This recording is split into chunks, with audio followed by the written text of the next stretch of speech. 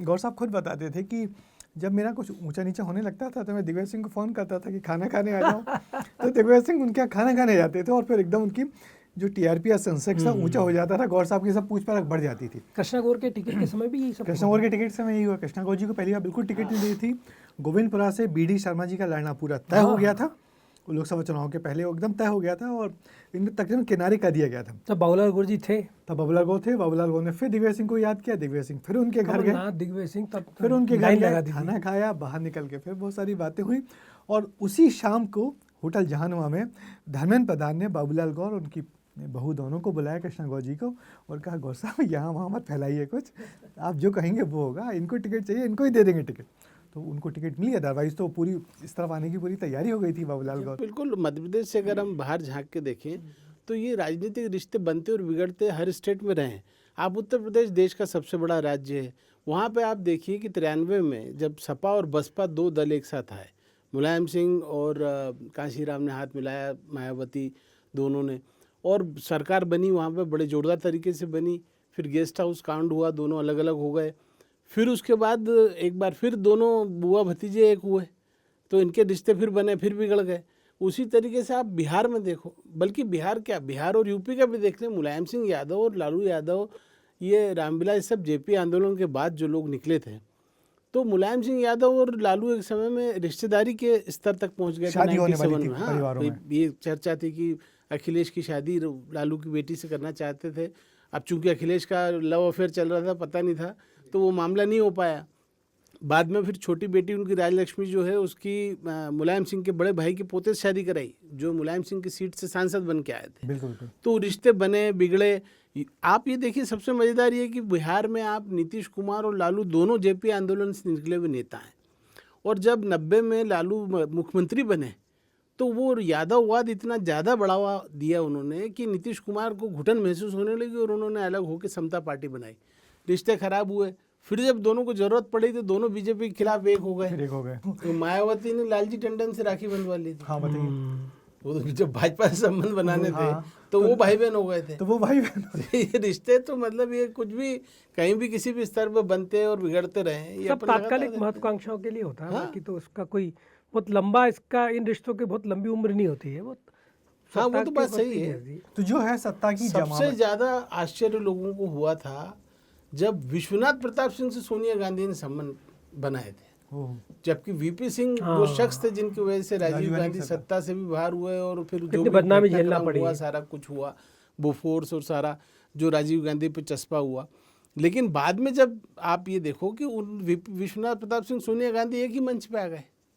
नहीं, और ये रिश्ते देखिए, जब सोनिया गांधी और शरद पवार ने एनसीपी इसलिए बनाई थी कि सोनिया गांधी थी यहाँ पे, विदेशी मूल का मुद्दा छेड़ा था और सोनिया गांधी के खिलाफ एक नई पार्टी बना ली थी। मगर उसके बाद फिर दोनों ने एक साथ गठबंधन किया। और संजीव भाई, एक बात बताओ, आप दिल्ली इतने साल, दिल्ली का आपको पर्याप्त अनुभव है, क्या राहुल गांधी की किसी बीजेपी नेता से अच्छे संबंध हो पाएंगे कभी? नहीं, ऐसा नहीं है। आपको बहुत मैं मजेदार बात बताऊं कि वो आपने देखा होगा लालकृष्ण आडवाणी का वो हाथ पकड़ के बकायदा आडवाणी को उन्होंने बहुत सम्मान, अभी रूडी को भी चुनाव जितवाया उन्होंने। हाँ, नहीं, रूडी का चुनाव तो एक अलग विषय था। पर आप ये देखिए कि शिवराज सिंह चौहान के अभी बेटे की शादी में गांधी परिवार शामिल हुआ। ये पहला मौका मैंने 35 साल की राजनीतिक पत्रकारिता में देखा। गांधी परिवार का योगदान मानेगा शिवराज सिंह की स्टाइल। हाँ, देखिए उसमें शिवराज सिंह की स्टाइल है, जबकि उनके बेटे ने राहुल गांधी के खिलाफ केस कर रहा है। हाँ, बिल्कुल। और शादी के रिसेप्शन में एक मौका ऐसा आया कि जब उसी वक्त प्रधानमंत्री आए, तो राहुल गांधी उनके परिवार को फिर एक कोने पे ले जाया गया, वहाँ बिठाला गया, और जब तक प्रधानमंत्री वहाँ रहे तो शिवराज जी वहाँ रहे, मगर मिसेस शिवराज राहुल गांधी के साथ इनके साथ रही, और फिर जब वो चले गए तो फिर वो आए। और ये बहुत कम होता है, मतलब सोनिया और प्रियंका राहुल किसी बीजेपी नेता के यहाँ शादी में बहुत ही, मुझे याद नहीं पड़ता कभी गए। मुझे लगता है शिवराज जी के सबसे बेहतर रिश्ते रहे हैं, कभी किसी से उन्होंने रिश्तों को अजातशत्रु हो रहे हैं, वो भी टूटने की कगार तक आने दिया। मैं तो सब बहुत प्रभावित, मतलब मैं दिल्ली लंबे समय रहा तो शिवराज जी को उत्तर करिए आप लोगों ने ज़्यादा देखा, लेकिन मैं 5 साल से पिछले देख रहा हूँ, मैं काफ़ी प्रभावित हूँ। वो व्यक्ति के अंदर ये राजनीतिक क्षमताएं जो है वो अपार है, मतलब रिश्ते दूसरे राजनीतिक दलों के नेताओं से बनाना और उसको मेंटेन करना, और वो भी मोदी राज में, ये बड़ा बहुत प्रतिक्रिया विहीन व्यक्ति है वो वो चेहरे पे आने नहीं देते कभी कि उनके मन में चल क्या रहा है। आप उनसे आधे घंटे बात कर लीजिए, आधे घंटे बाद आप पता नहीं लगा पाओगे कि ये जो जितनी अपने से बात हुई उसमें क्या सच्चाई है, और मतलब ये बंदा अपने बारे में सोच क्या रहा है। मतलब इतनी निकटता के बावजूद भी मतलब कभी मैं इस किसी बात के खिलाफ को कटुता नहीं बोलेंगे, कभी नहीं, मैं काउ से किसी दोस्ती। हाँ। दो राजनेता मध्य प्रदेश के वर्तमान में जो नेता हैं उनमें मैं दो लोगों को ऐसा पाता हूँ, एक है नरेंद्र सिंह तोमर, दूसरा शिवराज सिंह चौहान। ये दोनों कभी भी अपने आपा नहीं खोते हैं, सामने वाले को कोई मौका नहीं देते कि आप हमारी बोली पे हमको फंसा दो। नरेंद्र सिंह से पहली बार गलती हुई, वो मुरैना में सिंधिया के खिलाफ भाषण में उन्होंने बोल दिया नहीं तो कि कभी कुछ लोगों को शेर लूटने की आदत है, मैं करते। नरेंद्र सिंह तोमर भी वो आदमी साहब कि उन्होंने यदि मुंह बंद कर हाँ, ये दिया, रिश्ते बनाने में दोनों लोगों सिर्फ की रिश्ते बनाने में भरोसा करते। एक बड़े नेता को हम लोग का जिक्र नहीं कर पा रहे हैं, वो है रिश्ते निभाने और तोड़ने और दुश्मनी निभाने में भी कैलाश विजयवर्गीय, संजीव जी के। नहीं, मैं देखिए कैलाश जी से मैं, चूंकि मेरा परिचय बहुत पुराना है इंदौर से, वो भी रिश्ते बहुत कैलाश निभाते हैं। विजयवर्गीय तो खुल के कहते हैं। वे एक अकेला नेता मैंने देखा है जो खुल के बयान देते हैं कि मैं दोस्ती और दुश्मनी दोनों ठोक के निभाता हूँ, ये वो बोलते हैं और वो करके भी और यही कारण है उनके इस तरीके स्पष्टवादी का और विवेकी का कि वो आज वो राजनीति में जहाँ होना चाहिए वो नहीं है, और उसी के कारण वो जो फ्रस्ट्रेशन में कुछ बयान आते हैं वो बोलते भी हैं लोग। और वो कैलाश विजयवर्गीय की एक है कि वो रिश्ते नहीं, मैं आपको इस पर जिक्र एक बार पहले क्रिकेट के दौरान मैंने जिक्र किया था। अरुण जेटली ने उनको फ़ोन करके कहा था कि सिंधिया जी को चुनाव जीतने दो क्रिकेट संघ का, जबकि उस समय सिंधिया कांग्रेस में थे। और कैलाश विजयवर्गीय जी ने ये बात मेरे को खुद बताई थी कि फ़ोन करके उन्होंने कहा वहाँ से, और वो रिश्ते निभाने का मामला था उनका, तो उन्होंने निभाए। और आप ये देखो कि अभी भी जो है वो दिग्विजय सिंह से उनके रिश्ते इंदौर में लोग चटकारे लेते हैं पूरे प्रदेश में।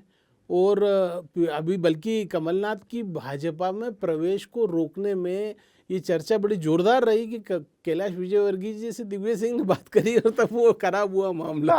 उन्होंने बयान दिया कि आप बाजार में सब्जी भी खरीदने जाएंगे तो आप बासी सब्जी नहीं खरीदेंगे, और वो रुका एकदम से। पर वो होते उसके पर्दे के पीछे क्या कहानी थी? पर्दे के पीछे की कहानी ये थी कि कमलनाथ जी के गौतम अडानी से संबंध बहुत अच्छे हैं, ये दुनिया जानती है। गौतम अडानी हमारी सत्ताधारी भारतीय जनता पार्टी की में कितने प्रभावशाली हैं ये भी अब किसी से छुपा हुआ नहीं है।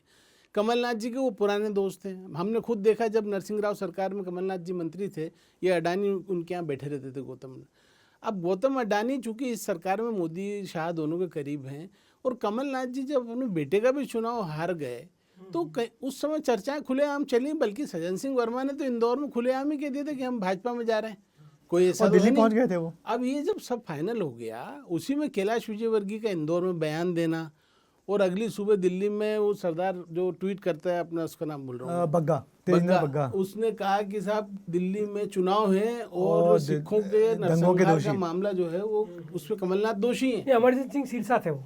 नहीं तेजिंदर बग्गा, बग्गा वो सिरसा भी तो बीजेपी के मंत्री है। वो कमलनाथ के खिलाफ जनरली वही बोलते हैं बग्गा। मतलब जो भी था, कुल मिला के सिखों ने भी विरोध कर दिया। तो जो जानकारी है वो ये है कि तय हो चुका था, वो घर से निकल रहे थे, मीडिया चैनल लगातार उनको आप देख रहे थे, फॉलो कर रहे थे कि वो मीटिंग में जाने वाले हैं, और उनकी भारतीय जनता पार्टी में प्रवेश की तैयारियां कंप्लीट हो गई थी। और फिर अचानक बयान आया कि नहीं। और सबसे पहले आप मजेदार बात फिर सुनिए, दिग्विजय सिंह जी का आया कि मेरी कमलनाथ जी से बात हुई है, वो कहीं नहीं जा रहे छोड़ के। यानी कि पहले जा रहे थे। रिश्ते में समझना बहुत मुश्किल का। हाँ, सही बात। ये दो फिर उन्होंने फोटो डाला कि हमारे रिश्ते 50 साल 40 साल पुराने हैं, बड़े भाई छोटे भाई के। तो बहुत सही कह रहा है कि रिश्ता क्या कहलाता टाइप मामला है। हाँ, ये सीरियल है ना वो, 72 एपिसोड का सीरियल बन सकता है।